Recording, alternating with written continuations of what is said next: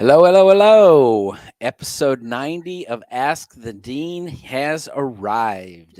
Yes. Thank you for being here. I'm Dr. Scott Wright, standing in for Dr. Ryan Gray today, who is not able to be with us. And always joining us is the lovely Ms. Verinia Granum. Verinia, how's it going? Thank you. It's going good. Just trying to keep, one foot in front of the other, That's right.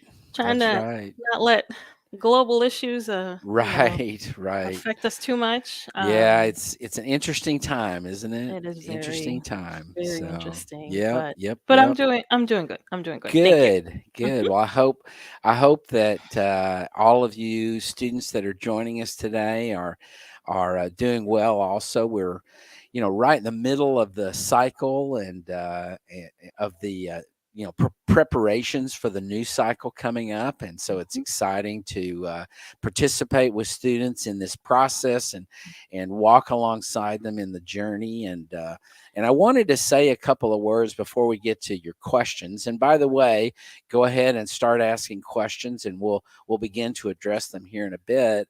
And you do that through YouTube TV, through YouTube, Yep, through and Map TV. Mhm. Map TV. I'm Mapped up. sorry. That's Yeah, okay. yeah, Map TV, and so go ahead and start asking questions, and we'll answer as many of them as we can over the course of the hour. But I wanted to really address something that I think those of you who are joining us today, and maybe those of you who see this as a recorded event, what I anticipate you're feeling right now. So, those of you who are in the middle of the cycle have applied this year and are in the middle of the cycle. Maybe you haven't been as successful as you wanted to be.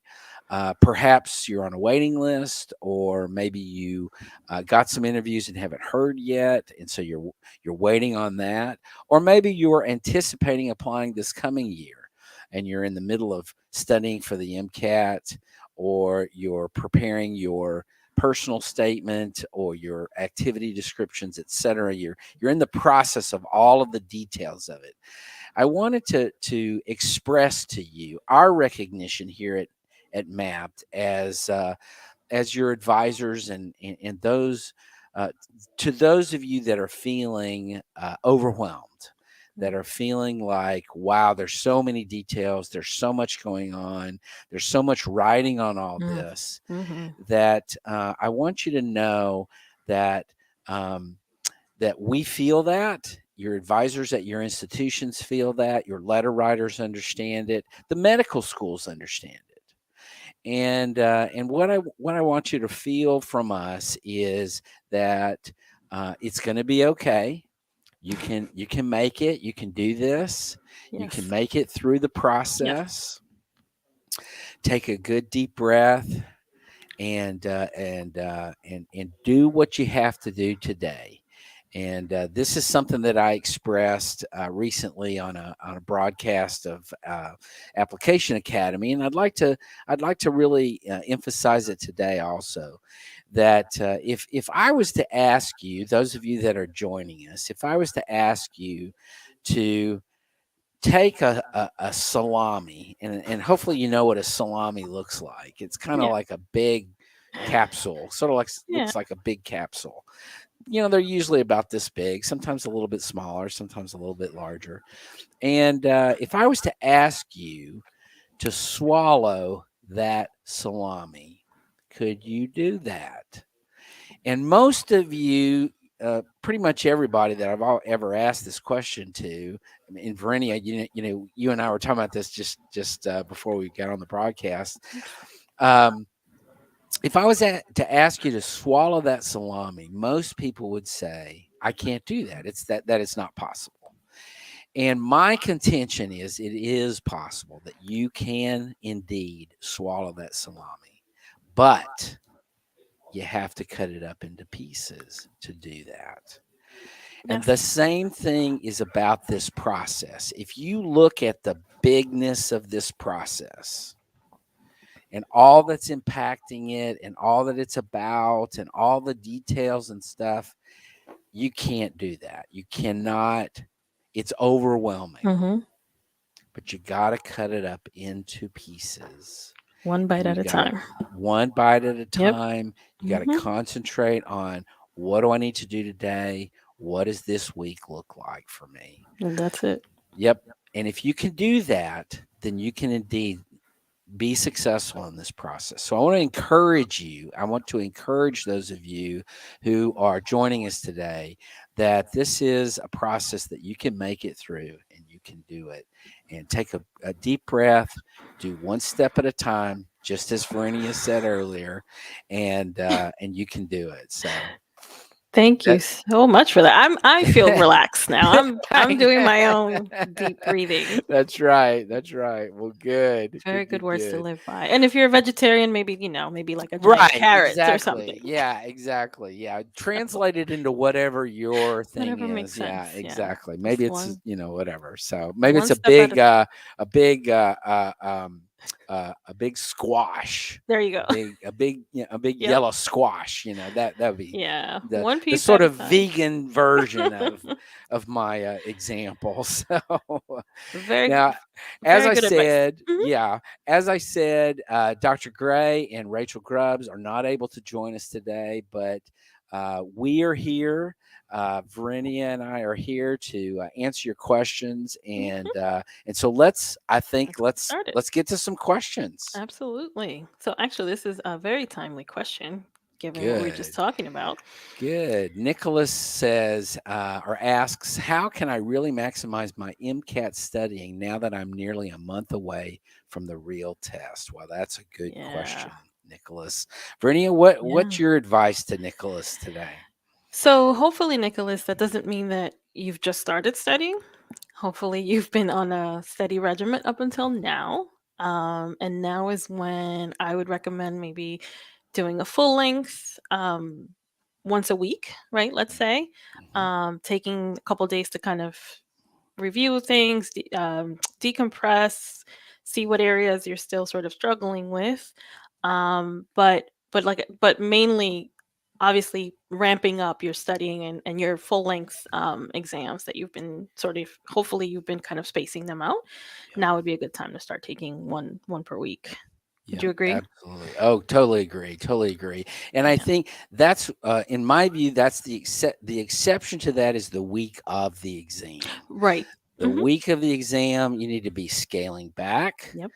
doing relaxation techniques, really just day to day, kind of really focusing on those Hmm. last bit areas that you feel like you need, but lots of relaxation, Hmm. lots of time to sort of as Renia said, decompress, sort of understand that that you have to be prepared mentally and emotionally for the exam as much as you do Right.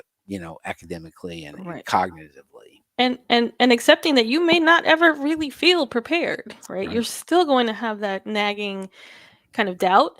Yep. You got to just push through that Yep. last week. Just put that thought out of your head, Yep. relax and recover as much as possible, rest up as much as possible, and just get ready for the real thing at that point. Absolutely. Absolutely. Good Thanks for luck, that Nicholas. question. I Yes, hope it good goes luck. well. Yes, We'll keep our fingers crossed for you. absolutely. All right, Good. moving on. Moving on. Osant says, do medical schools look at quarter units different from semester units? I did a postbac program with 40 quarter units, GPA of 3.86. So what they're going to do, Osant, is they're going to translate everything into the same thing. So AMCAS or ICOMAS, whatever you're applying through, is going to translate all of that into something that's equivalent for everybody. Typically, what happens is quarter unit schools get translated into a semester structure, and so they're going to see it as if it's all the same. And this is to make everything equivalent so that they're not looking at apples and oranges when they're looking at GPAs and stuff like that. So 40 quarter units, you can translate that. Typically, I think it's about 2/3. So if you multiply 40 by 2/3, you kind of get estimate of what it looks like in a semester hour system. Hmm. So that's how the medical schools are going to look at Yep. that. They don't look at them differently because they AMCAS and AAMC translate that all together so that it looks exactly the same. Right. Exactly. They kind of standardize it Yep. in some way. All right. Yep. All right. Mohammed, is it better to prioritize your degree if it's relatively difficult and does not overlap with med school requirements, and if it means delaying applying to medical school? Yeah. What do you think about that, Great. Vernia? This is a great question. Yeah, it is. So I've, along my years of doing this, I've often met with students who kind of had the same thought.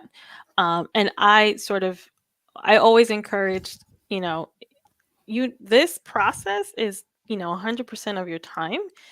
Um, if your sort of mental sanity means that you have to Mm, kind of just focus on finishing up your degree and then maybe focusing on applying, then go for it. That is mhm, totally fine. mhm, Obviously, your grades will be the better for it.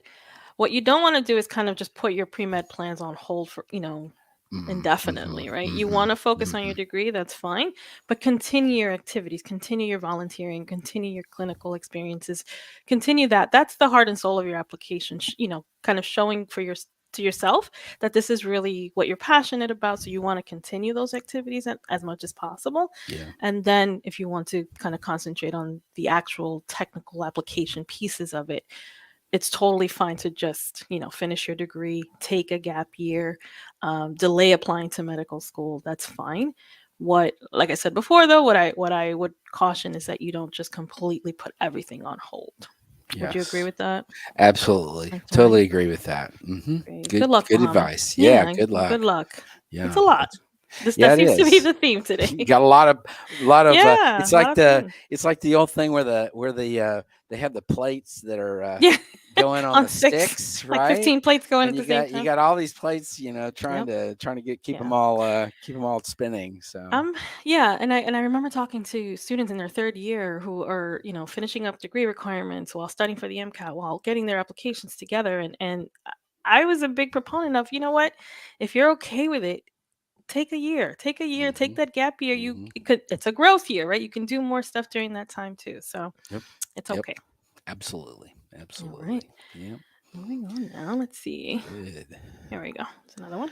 James asks if I have activities that began in high school and continued on to college, how should I designate that for start date, hours recorded on the application? This is a great Hmm. question. It's a really good sort of nuts and bolts kind of question Hmm. of the application process. And essentially, what I think you should do on that, James, is you mark the start date as the start date of your college Hmm. experience, and then the end date would be obviously whatever.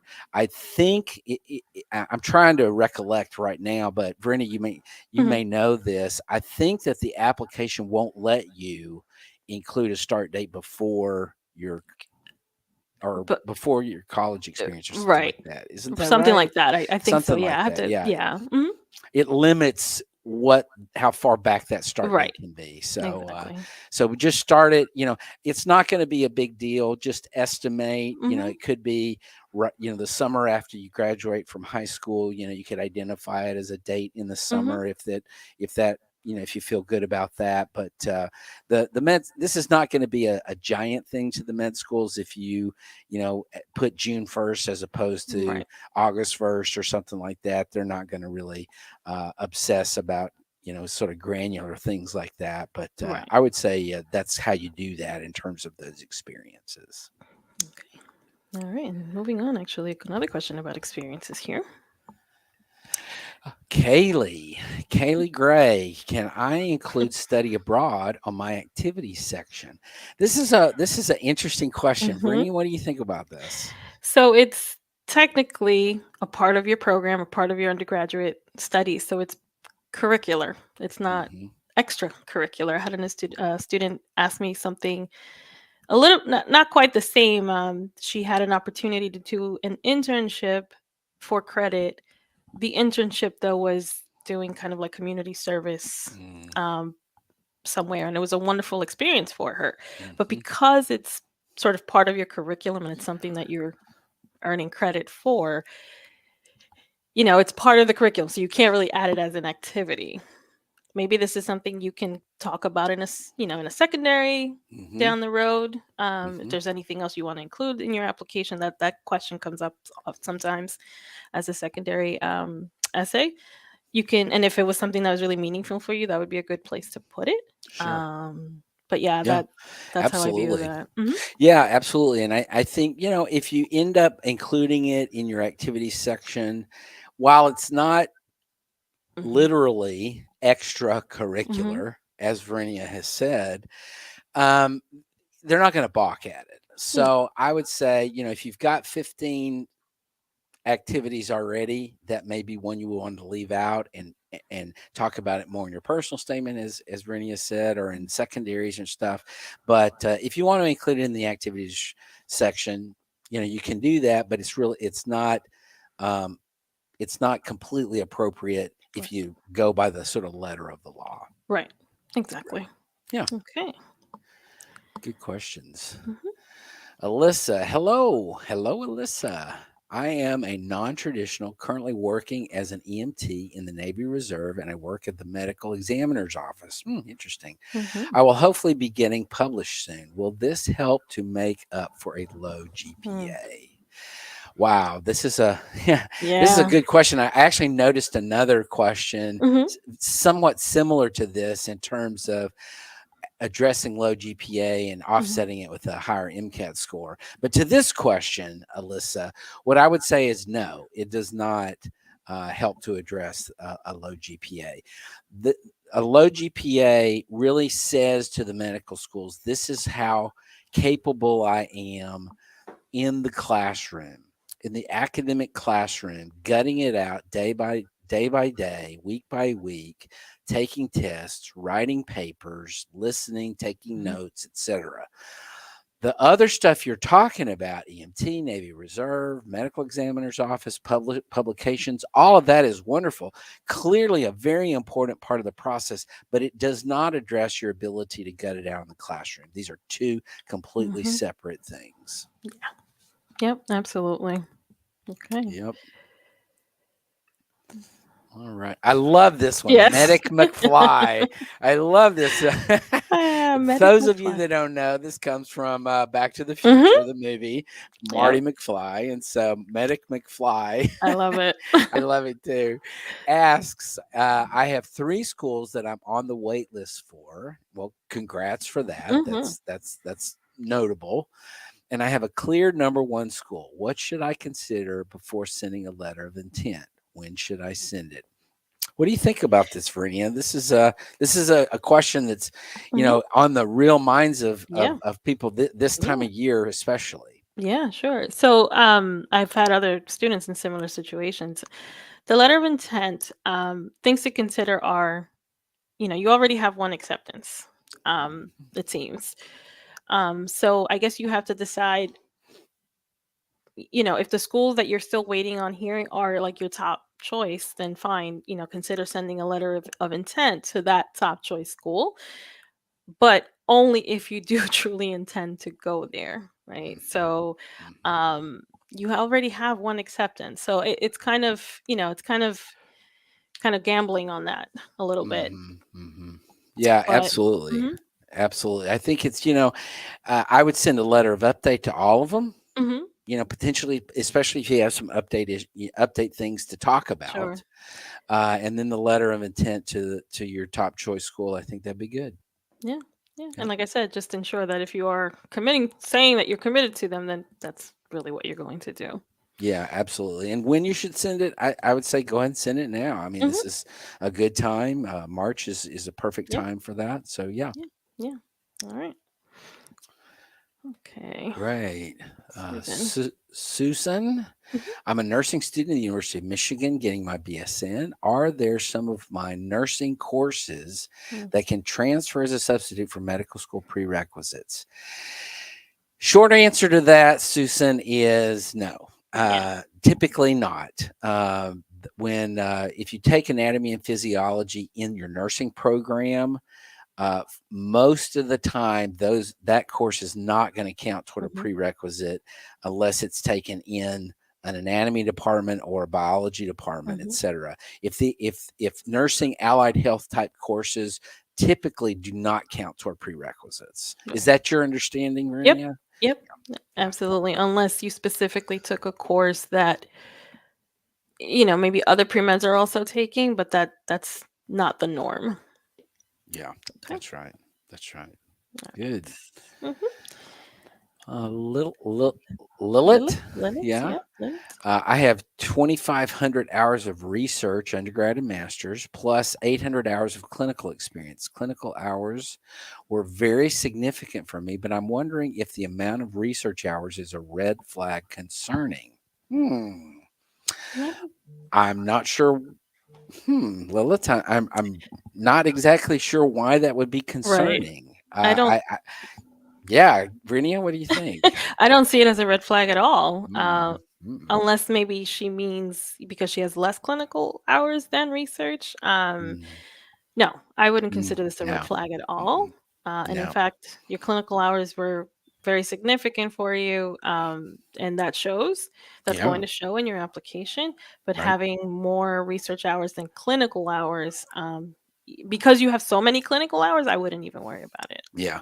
I think, Lilith, honestly, this is probably a good example of overthinking.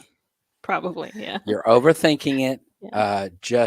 You've got a lot of good, strong Mhm, research hours. You've got a lot of good clinical hours, particularly if the way you talk about them in your application, as a most meaningful experience, for example, or in your personal statement or in secondary essays.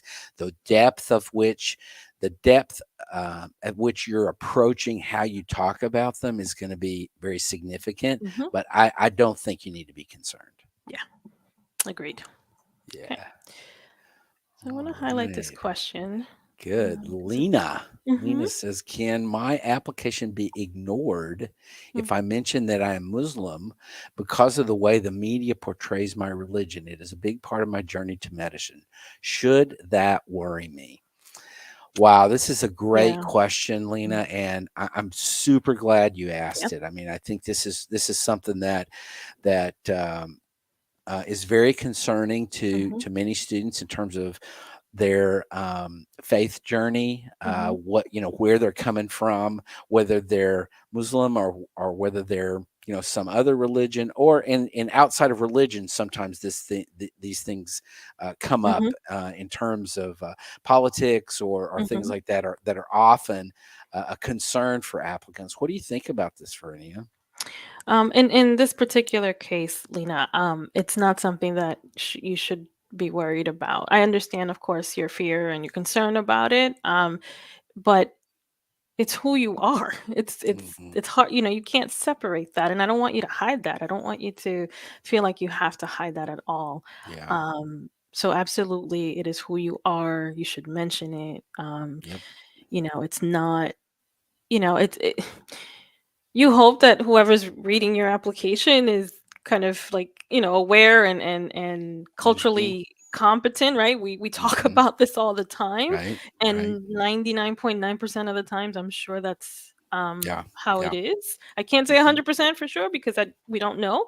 Right. But no, don't hide it. Don't hide it, Lena. Yeah, and I totally agree with that. And Lena, Mhm, what I would say is in all of my years of experience, I have never once mhm, had a situation where I felt like that there was some sort of bias mhm, that entered into the process. And that's why I think it's important that what you're dealing with is a committee of people. It's not just mhm. one person Yeah. making these decisions, it's a committee of people that are bouncing things off of each other and saying, what do we think about this? And they're talking about it all together. And so, I think that you should feel satisfied that this is a process that's going to be looking at who you are, why you want to go into medicine, and is not going to be biased against you because of, in your case, of your faith.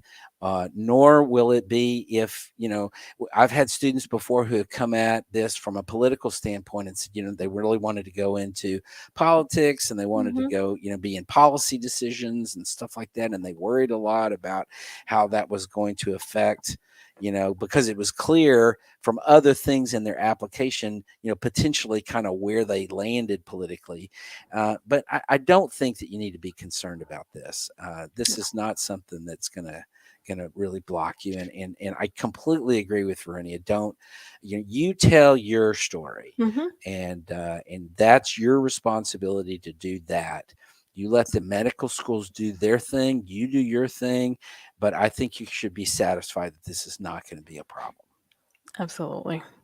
A It's not really too great, hard. Yeah, important, very important question. absolutely. Yep. All right. Question All right, from Nicholas. Nicholas. Am I jumping the gun if I try to start secondaries prior to completing the personal statement and other aspects of my primary application? I've never seen this question Right. before. This is Well, Grania, what do you think? I think Nicholas has probably heard us say all the time, pre-write your Yep. secondaries. Right. But to answer your question, Nicholas, yes, right. So it's a little bit too soon. Yep. You want to, make sure you nail down your personal statement, that's, telling your story the way you want it to express it. Um, and the other aspects of your primary application, getting your letters of Mhm. recommendation, at least getting your, notifying your letter writers, all of that. That's really all you can focus on right now, right? The Right. application opens in May. That's when all the technical other like data entry stuff needs to happen. If you have your personal statement already done and you're satisfied with it, potentially, you could potentially start looking up Mhm. some prompts. Mhm. But I just want you to, I just want to make sure that you're fully like 100% done with your personal statement before you transition over to your Yep.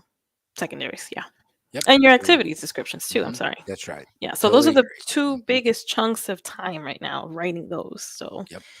those are your two priority ones for Yep. now. But I appreciate, him Right. wanting to get started, Yep. get So those done, and then Mhm. in short, yes, you're jumping the gun. Yeah. Yes, yes, a little bit, but that's A okay little though. bit, right? I'd rather being over prepared, Right, than right. waiting until Yeah, July to absolutely. start. So, Absolutely. good question though, Absolutely. Yeah, Nicholas. that is a good question. Okay. Read two. Mhm. International non-traditional pre-med here. I have completed biochem and orgo subjects. Planning to complete biochem this summer. Should I apply this cycle? I do. I plan to do physics, psych, and soc in the application year. Hmm. My concern here is the MCAT. Yep. Obviously, Mhm. you said you're doing biochem this summer, but how are you going to complete?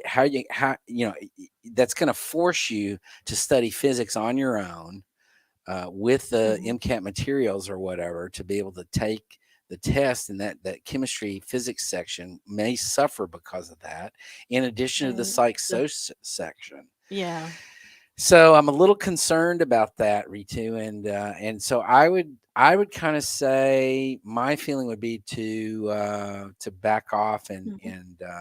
and wait a year, really prepare, because as a international student, the standards are going to be a little higher for you in in GPA, but in particular in MCAT, Mhm. because a lot of the schools that you may be looking at are going to be public schools that have some sort of residency Mhm. requirement, and it's going to affect non-residents of their state in addition to international students. And so, I mean, Brittany, what do you think?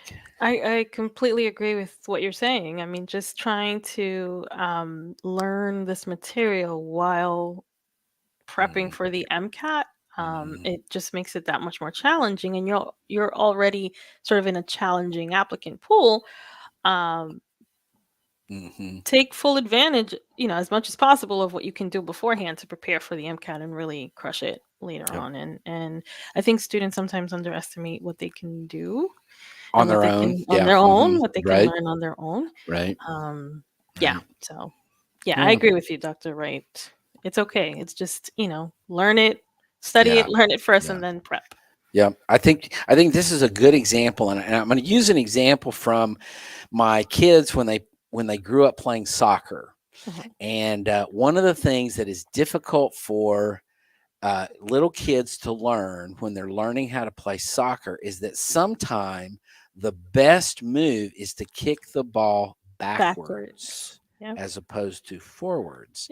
And so this is a good example of that. The what you may need to do, Ritu, is to back off and be willing to take that additional year. In other words, kicking the ball backwards a little Mm-hmm. bit before you move forward.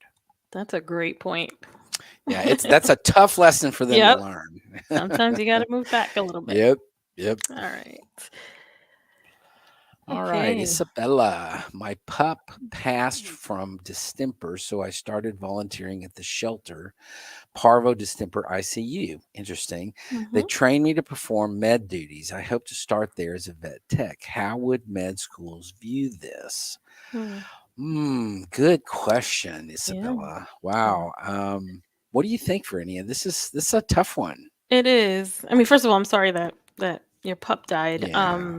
Sorry to hear that. But I think they would view it as what it is, right? So working with animals. I don't know what kind of med duties you were Mm-hmm. trained to Mm-hmm. perform. Um, but yeah, I think this is a little bit tougher to kind of, use for your medical school application where you're going to be working with humans. Right. There's different, there's just different techniques and things that you're doing with Mm-hmm. an animal that you Mm-hmm. wouldn't necessarily do with a human. Right.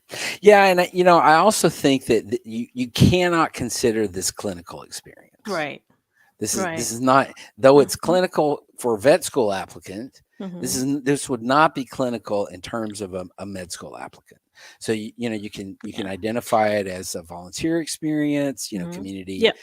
activity, that kind of thing, and that's Mhm. great. That great, and you can talk about it as a meaningful experience, particularly if you're able to interact with the owners of the pets, which is really Yep. a much bigger deal when it comes to Mhm. veterinary medicine and stuff like that. The pets are awesome sometimes. It's the owners that are the problematic part. So, Are you speaking for yourself, Dr. oh, Wright? definitely, totally speaking for myself here. Okay. But That's yeah, no, on funny. its own, I mean, it's a great experience, right? You're still Mhm, volunteering, mhm. and as you were saying, just learning how to just communicate with Right. anxious, worried Yeah. pet parents. Yep. That's valuable in and of Yeah, itself. absolutely. Now you also, I would say this in an interview type setting, you would also have to be prepared for the question, why Hmm. not vet school? That is This true. is going to show up in your Yep. application and you're going to talk about it. Hmm. And if I was your interviewer, this would be one of the first questions I would ask. Tell me why you're not going to vet school instead of medical school. Yeah. So you need Yeah. to be prepared for that. Very good. Okay. All right. This is a good one. IR Hernan. Hernan Hernan. Hernan. Hernan. Okay. Hi. Yeah, right. Hello, spring 2020 grad here. Congratulations. In the middle of the pandemic, you Hmm. made it through with Hmm. a 3.9 GPA. I had 450 clinical hours and 1,200 research. Since graduating, I had to prioritize work. Would picking up clinical hours now be a red flag for 2022 cycle? No, absolutely not. Okay. Yeah, I mean, basically what I would say is that clinical hours are great regardless of when you get them, Yeah. and particularly if they're current and stuff like that. I mean, we're in such a weird dynamic Yeah. time right now Yep. that in a lot of ways, all the conventional wisdom has flown out the window, and people are just kind of, flying by the seat of their pants right now, and so but in terms of the main part of your question here, would this be a red flag? I don't see it. What do you think, Vernia? My only my only sort of concern is, I don't know what IR Hernan's job is right now. Mm-hmm. If it's something very different to healthcare, Mm-hmm. I Mm-hmm. don't know. But were you able to maybe just continue volunteering or doing other things during that time that kind of Mm, ties into still helping others, serving others? yeah. Um, is it a red flag? No. Mm, No. yeah. But it is, there's just a big like 1 year gap. But like you said too, it's been a weird 2 years Yeah. of this. So, Yeah. highlight what you did Yeah. during that time, Yeah. and pick it back up now. Um, Yeah. I agree. yeah, that's fine. Yep. I Okay. agree. Agree Good luck. completely. Mhm. Hmm. Uh-oh. Oh, there was a follow-up to that. He says he would plan Oh, to continue clinical work until matriculation. Yeah, I mean, yeah. you could Good project that idea. out. Hmm. Yeah. Good Definitely. idea. Yeah. Definitely. Good idea. Okay. All right. All So here's right. sort of a Oh pretty yeah, short this is question. yeah, this is a good Yeah. question. I have 2 years. This is I can't pronounce your name. I'm so sorry, Yeah. Omar. I'll just call you Omar. I have 2 years of community college. Will this affect my chances? Um, Short answer really is not necessarily. I think the key here is that, as I've said often on this broadcast, is that you have to do as well at the community college, or as well at the university as you're doing at the community college. Right. So if you start off at community college and your GPA is 3.8, and your GPA drops to a 3.4 when you transfer to the university, that's concerning to the medical schools. It may affect how they view that 3.8 at the community college. However, if you're doing roughly equivalent at both institutions, then it should be no problem. Absolutely. All right. That was simple. Yeah. Amy. Amy, will introductory physics 1 and 2 be sufficient for the physics material in the MCAT? Absolutely. Yes. Yes, Absolutely. absolutely. That's really all you need, right? Hmm. 1 year of physics anyway. So Yeah, that was and simple. in addition, I would say depending on the institution that you're at, and also depending on the degree requirements at your institution for your degree. But in terms of the MCAT, I don't really think it matters whether Mm, it's an algebra-based physics or calculus-based physics. I, right. I don't think it really matters either one. No, that's true. Is Good that your point. understanding, Vernia? Yes, Yeah. yes. In fact, we would at Hofstra we offered both. They offered Same. Yeah. calculus based Hmm. and then non-calculus based, and we Hmm. would steer the pre-med towards the non-calculus space. Like, It's don't a risk lot. your Yeah. GPA. You don't need Yeah. it. You don't That's need right. all that. That's right. Basic physics. Unless your degree requires it. Unless you're right, correct. That's right. Correct. All right. Yeah. That's good. Okay. All right. Military question T here. Wallace, prior Navy corpsman. Thank you for your service, medic. Current firefighter, finishing my undergrad and looking to apply this cycle. A large amount of my clinical experiences from 10 years ago. Is this looked at as a negative? Um, Now, I guess my question, T, is as a firefighter, Yeah. are you I know that in many fire departments, firefighters Hmm. are EMTs themselves and or Right. paramedics. And so my further question to this answer to answer this would be, are you um dealing with patients also as a firefighter? And if not, then I think that the clinical experience being 10 years ago could be a negative for you. Yeah. Mhm, I was thinking the same thing. I mean, I think I don't know where T Wallace works, but I mhm, think that's just kind of part of your training, some basic life-saving techniques. Um, I would imagine, but if not, then potentially, yeah, having experience from 10 years prior might be an issue. yeah, yeah. I mean, start getting some if you can. Yeah. Utilize what you can do in terms of Hmm. uh, your ability based on your schedule and stuff like that. But I do think that if all of your clinical experience is 10 years ago, and I would further add to that, if all of your clinical experience is as a Navy corpsman, that could be a negative. You need something outside of that to say, I get what it's like in a Hmm. clinical setting outside of the military. That's true. That's a good point too. So, but if it is, this is a good opportunity then to kind of start strategizing then for, creating your application, start looking at adding those experiences, gaining those experiences. You may not be ready to apply, obviously this cycle, maybe not even next cycle, but, 2-3 years down the road, potentially. Yep. All right. Okay. Question about Great. LORs here. James, what is the most efficient way to have letter writers for letters of recommendation submit their letters to the AAMC for both them and for me? I have heard of interfolio, but did not know how that would work into this. I definitely agree. I mean, my feeling is interfolio is a good way to go. What do you think, Brent? I agree, and I've been encountering this question quite often actually now as Mhm. students are looking at, potentially, starting to gather their letters of recommendation. So the AAMC, you can have them you can have your letter writer submitted directly to the AAMC. You have to get your, letter ID and have that match. That makes me nervous Mhm. just because there's so many moving parts. I'm Mhm. naturally just more, I like to have everything in one place. So Yeah. Interfolio is a great service. It's really, it's affordable too. Yep. You can store however many letters, and then they kind of take over and handle the process. They notify your letter writers. Mhm. You can have them kind of send out reminders. So Yep. then Interfolio takes care of, storing the letter, and then when the time comes, your letter writer will just submit it, and then it goes out to your application. Obviously, you have to follow the instructions to set up your accounts and all that. Right. But Right. that's a really good, I agree. Yep. reliable service Totally for an agree with affordable that. price. It's Yep. worth it. I think it's totally worth it, particularly if you're applying to more than one Yes. service.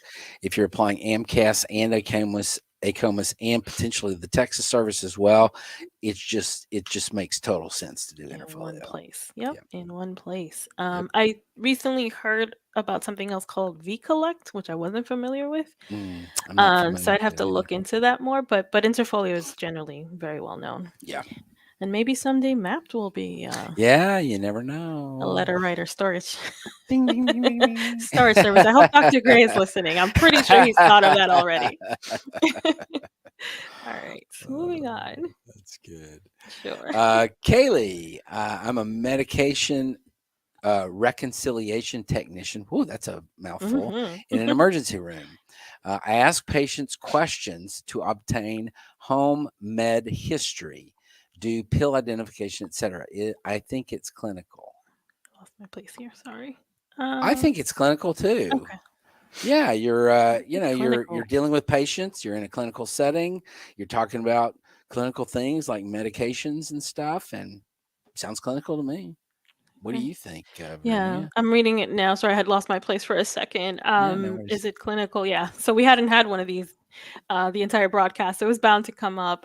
Yep. Yeah, I agree with you. I mean, you're there, you're taking, medication history from the patient, you're Mhm. discussing Mhm. I guess pill identification, and Mhm. you're involved in their um Experience in the in their emergency care, room. correct, Yeah, exactly. yeah, So yeah, I yeah. would say so. I Yeah. would say so too. I totally think that's clinical. Yep. Yeah. All right. Here we go. RSS. I currently hold a 3.46 undergrad GPA with a 4.0 graduate GPA in a special master's program. That's Yeah, great. I have a fantastic. 505 MCAT score. I got a C minus in Orgo 1 2 years ago. Should I retake it? Who? Orgo 1. So have you taken Orgo 2 yet? Yeah, that's a good Um, question. I would agree with that. If you now yeah, C minus is not going to count right. towards the Prereq. prereq. Right. You need to be clear on that the C minus you got will not count as a prereq because it is it's too low. Right.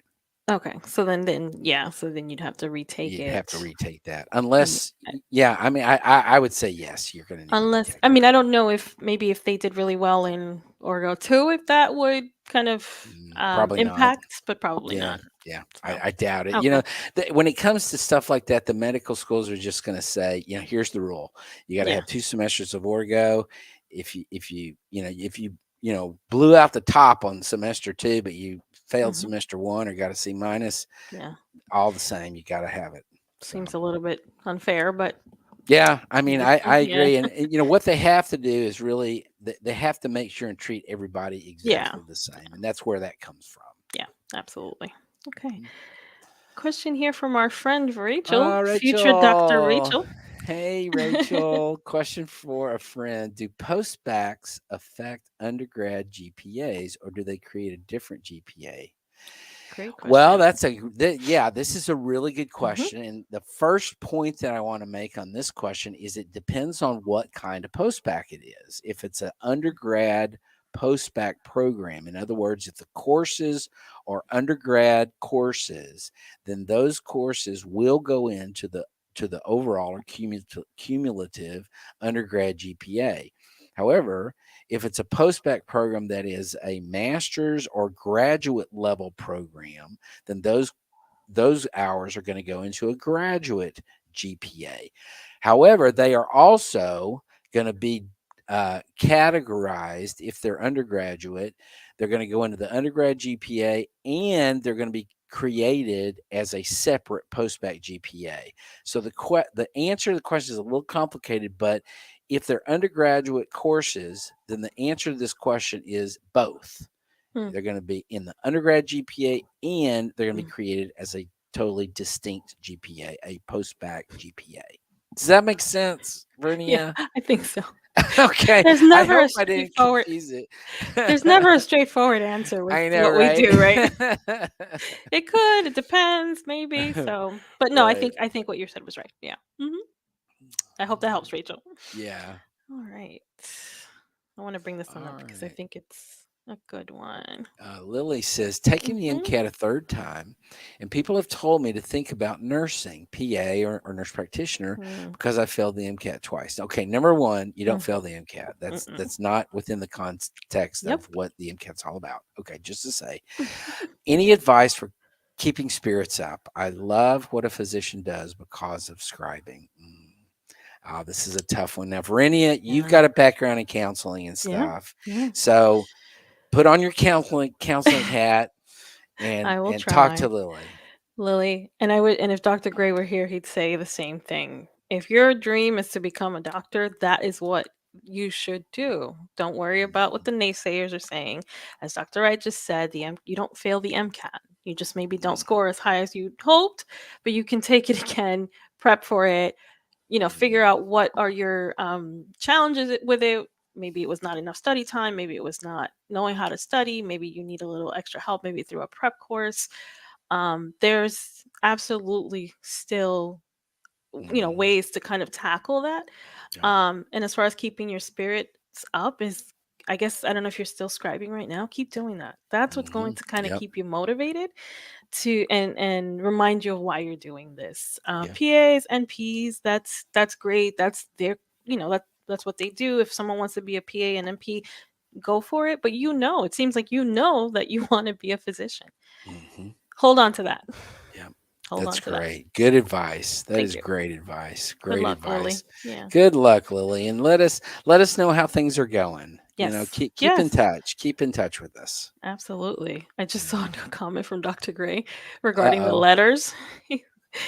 Yes, So, I'm listening, and yes, it's on the ah, yay. I figured You're right. very high on the list. So stay tuned for that. Awesome. Stay Awesome. That tuned. is Okay. awesome. All right. Sorry. Keep losing my place here. All right. So this is a good one. All right. Okay. Natalie, or Natalia. Natalia. Natalia. Oh, Mm-hmm. yes. Got academically dismissed, but strong upward trend for the last 3 years. One more year to go. Will I get screened out with a low three GPA, a low three, I guess Mm-hmm. low 3.0, Mm-hmm. ish area GPA at more competitive schools? Um, Not necessarily. I think that you do what you got to do. You do what you can do, and good upward trend, very positive, and sounds like you sort of got things together and you figured it out, and you're doing it. So keep up the good work, and that's all you can do. Just you Yeah. got to do what you can do, and then if you're going to apply to some of the more competitive medical schools in the country, then you let them do what they're going to do. But you do Yeah. your role Let them That's it. do their role. That's it. Yep. Exactly. I know. Yep. And that's something that I think we pre-meds, and I include myself as a pre-med, but because I hear it all the time, students struggle with, but what if, but what if, but what if? Let them Hmm. do their thing. You Yep. can only control what you can control. That's right. Keep focused on that. Yep. Okay. Absolutely. All right. Got a question here Absolutely. from Ritu again. Ritu. Hi Yeah. again. Hi Hey, again. Ritu. Would prereq classes, especially stats and math, taken 4 to 5 years ago, expire at the time of application? Good question. This is a very Mm-hmm. common question. Mm-hmm. Would you recommend retaking those classes to have the most recent grades in? They do not expire. And so, particularly with stats, no, I don't recommend that you would retake that. I don't know what you think, No, Brinia, but no, I I agree. think, yeah, I Yeah. mean, stats. I think you can review on your own Right. and just kind of go through it on your own and stuff like that, and not Same so. thing. Yeah, Sorry. Same thing with math, I think. I think, yeah, yeah. the more sort of pressing courses would be like your bio, your chem, your Yes, physics, but even mhm. those, um Don't as expire. far Right, as yeah, as far as I know, they don't expire. right, I don't know if right. some schools may have individual like requirements, but even then usually it's like within the last 5 years or something like that Yeah, that they'll accept the yeah, courses. So, yeah. It sounds to me like you'd be okay. yeah. Yeah. Yeah, Okay. yeah, good. Oh, here's a good one from T Wallace again. Hello. A lot of med schools request a letter of rec from a science professor. Due to the pandemic, Hmm. all of my classes have been online except for the lab. Should I still request a general letter? Yep. Yeah. Yeah, you're going to have to. I mean, there are some medical schools that, if they say they want XYZ, then that's what they want, XYZ. And so Mm-hmm. you got to do what they say. So just kind of keep that in mind. But I would say, yeah. Yeah. And this really does go to address an issue here, Brenia, that I know we deal a lot with this with students within the context of the pandemic, which is everything was online. It was difficult Mm-hmm. to get to know my faculty members and stuff like that. What do I do, with letters? What advice do you give them, Brenia? Build a time machine and go back. No, Yeah, I'm just kidding. right. No, I'm just kidding. I mean, yeah, you hope that up to this point you've sort of had that relationship with someone. If not, then, reach out to a professor, that you might have had a little bit more contact than with the others. Mm, I mhm. don't, with the ones that really could not because of for whatever reason, then that's not probably not the best professor to approach, right? You Yeah, might want to yeah. look and, see if there's someone else that you can Mhm. reach out to, Yeah, yeah. unfortunately. It's tough. Yeah, Unfortunately, it well, is. T, it's going to be tough. Yeah, yeah. Yeah. Okay. All right. Looks Good. like we're sort of nearing the end. Okay, here's another good one, MCAT related. Mhm. Would applying without an MCAT affect my application? I am hoping to take it April the 8th. I think April the 8th is fine. You're going to have it in by Hmm. the time you apply or shortly after, depending Yeah. on that. The So, release the release date should be about a month after that, so mhm, like around the mhm. 8th, so the 10th Yeah, around there. So the yeah, application opens on the 4th. You'll be fine. yeah, Yeah. yeah. I think Yeah. you'll be I think fine, you'll be Andy. fine. Absolutely. Yep. Think that no problem. Good. Okay. Oh, there's one more. Yeah. We have We got some. plenty of time for one more Yeah. At or a least. couple Okay. more. Yeah. Hmm. Safa says I started clinical experiences in my summer before my senior year. Does it look bad on my clinical experience? And there's a follow up to this. I didn't have clinical experience until the second semester of junior year. Does it look bad for applications? Okay. Well, potentially. I mean, I would say, so I'm a little confused. Did you start experiences the summer before your senior year, or did you start experiences the second semester of your junior year? Those are two separate Mm. things. So when did you start That the I clinical think. experience? Yeah, that's a good question. You're right. So if it's Okay. the summer before your senior year, I and think she that's right. says, uh, she, So maybe uh, like end of junior year, started summer of right, senior right, year. right, And then there's another follow up regarding taking a gap year. gap So it year. seems That changes things a lot right. for me. Yeah, yeah. Yeah. What do you think, Brenia?